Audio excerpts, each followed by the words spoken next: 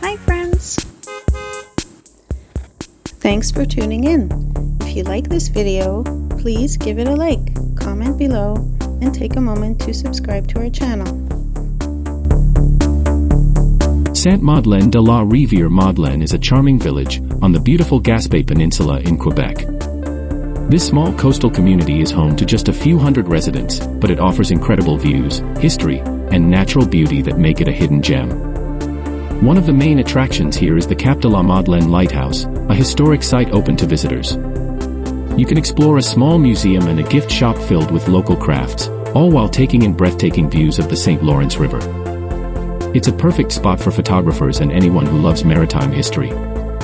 Outdoor enthusiasts will love the area's pristine nature. There's a marina that caters to boaters, and even a special rest stop for kayakers exploring the coastline. If you venture to the valley in nearby Monte-des-Pays, you'll discover a small ecological reserve, where the mild microclimate allows fruit trees and small-scale agriculture to thrive.